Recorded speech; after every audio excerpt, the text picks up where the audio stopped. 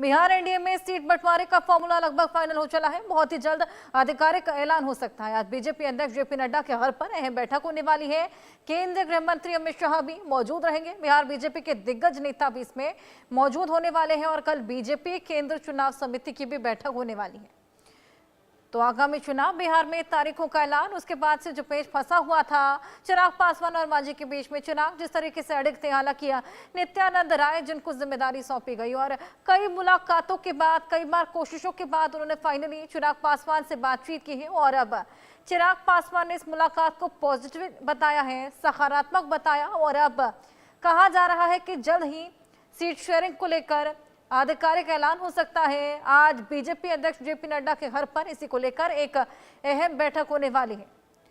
तो सीटों को लेकर जिस तरीके से पेच फंसा हुआ था, अब फाइनल डील हो गई है, फॉर्मूला लगभग तय हो गया है सीट बंटवारे को लेकर एनडीए में और बहुत ही जल्द इसका आधिकारिक ऐलान। सभी की निगाहें टिकी हुई है कि कौन कौन सी पार्टियों को कितनी कितनी सीटें जाने वाली है। केंद्रीय गृह मंत्री अमित शाह की भी इस बैठक में मौजूदगी रहेगी। वहीं आपको बताएं कि तमाम दिग्गज बिहार से भी इस बैठक का हिस्सा बनने वाले हैं।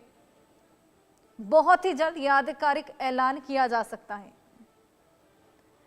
तो जो विवाद देखा जा रहा था, जिस तरीके से चिराग पासवान पर्टिकुलर सिटिंग सीटों को लेकर अड़िग थे और इसी बीच हमने देखा कि 40 से 45 सीटों की मांग कर रहे थे। हालांकि बीजेपी की ओर से ये कहना था कि 25 से 26 सीटें यहाँ पर बीजेपी ऑफर कर सकती है। अब कितनी सीटों पर बात फाइनलाइज हुई है, किस किस पार्टी को कितनी कितनी सीटें मिलेंगी, क्योंकि एनडीए के अंदर सबसे बड़ा दल बीजेपी है, तो बीजेपी कहीं ना कहीं सीट शेयरिंग को लेकर फैसला करता हुआ नजर आ रहा है।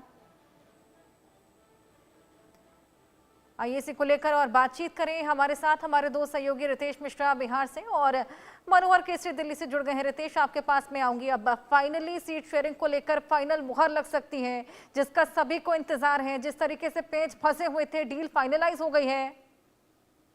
अब बिल्कुल बिल्कुल सही कहा हर्षा। अब सारी चीजें जो हैं वो कल ही रात में सारी चीजें डन हो गई थी।